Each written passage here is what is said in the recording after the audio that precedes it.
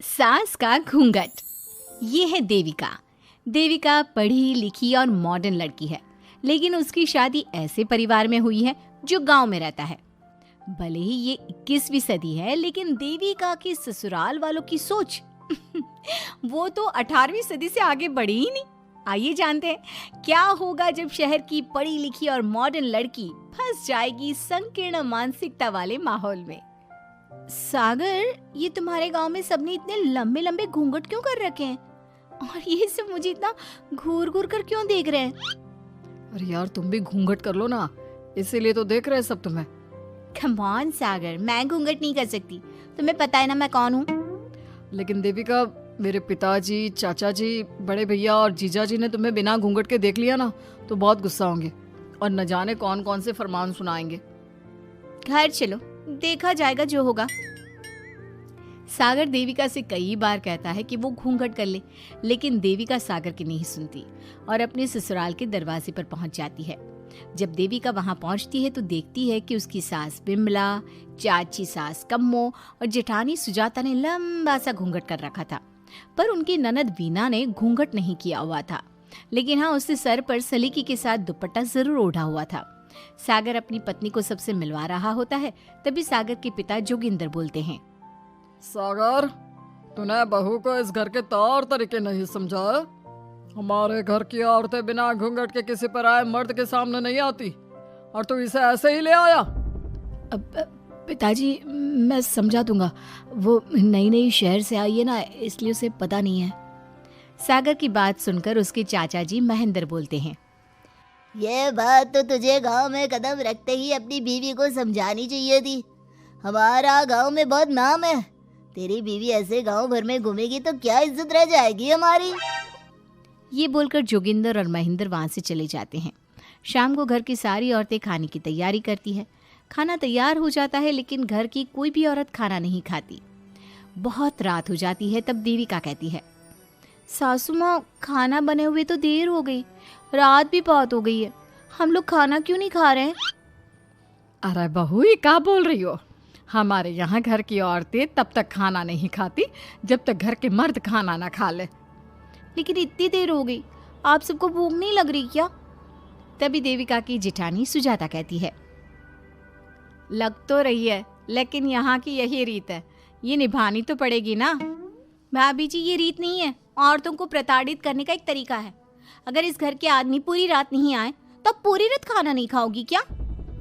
देविका ये बोलकर सीधा सागर के पास जाती है। सागर उसे समझाता है, देविका, यहाँ ऐसा ही होता है, तुम थोड़ा सब्र कर लो, पिताजी और चाचा जी आते ही होंगे, फिर हम सब खाना खाएंगे। सागर देविका को समझा ही रहा था, तभी देविका की ननद वीना आकर कहती है, सागर, खाना खाने आ जाओ, पिताजी और चाचा जी आ गए हैं। चलो देविका, तुम्हारा इंतजार खत्म हुआ। सागर खाने के लिए बैठ जाता है। जब सब खाना खाने बैठते हैं तो देविका भी बैठ जाती है।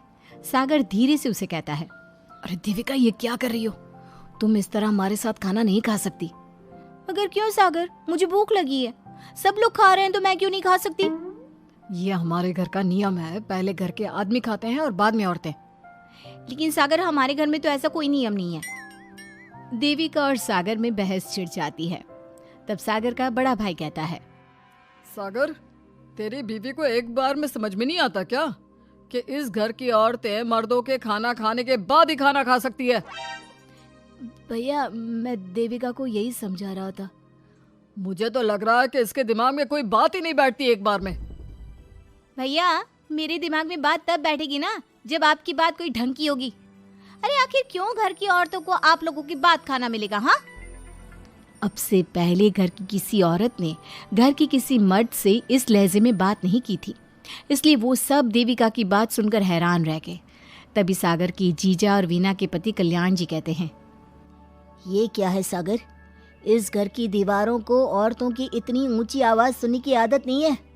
अपनी बीवी को बोल जरा होश से काम ले और चुपचाप चली जाए। क्यों चली जाऊं मैं चुपचाप? इस घर की औरतें आपकी हर बात बर्दाश्त कर लेंगी, लेकिन मैं शहर की पढ़ी लिखी लड़की हूँ। आपके कोई भी फालतू के रीति रिवाज मैं नहीं बर्दाश्त करने वाली। इस तरह देविका ने सारे घर की औरतों के लिए मिसाल पैदा कर दी। जोगिंदर के घर में पहली बार किसी महिला ने विरोध का स्वर उठाया है, ये बात घर के किसी मर्द को बर्दाश्त नहीं हो रही है। तभी जोगिंदर कहता है, महेंद्र, मोहन, इस बेशर्म लड़की को कमरे में बंद कर दो और आज इसे कोई खाना नहीं देगा। अगर किसी ने इसे खाना दिया तो मैं उसे जिंदा नहीं छोड़ूंगा। महेंद्र और मोहन उसे कमरे में बंद कर देते हैं और उसे खाना भी नहीं देते। रात के 3 बज जाते हैं। भूख की वजह से देविका को नींद भी नहीं आती। तभी उसे कुछ महसूस होता है। ऐसा लग रहा है कोई दरवाजा खोल रहा है, लेकिन इतनी रात को कौन हो सकता है? कहीं सागर तो नहीं? देविका उम्मीद भरी नजरों से दरवाजे की तरफ देखती है, लेकिन दरवाजा खोलने वाला सागर नहीं बल्कि विमला और कम्मो है। माँ जी, चाची जी, आप दोनों? बहू, ये ले, हम तेरे लिए खाना लाए हैं, खा ले। और ये बात ना तो किसी को बताना मत कि हमने तुझे खाना दिया है, नहीं तो हमारे मर्द मार मार कर हमारा बुरा हाल कर देंगे। माँ जी, आप यहाँ इतना घुट घुट कर क्यों रहती हो? देविका, अब तू भी इस घर की बहू है, तू भी हमारी तरह रहना सीख ले।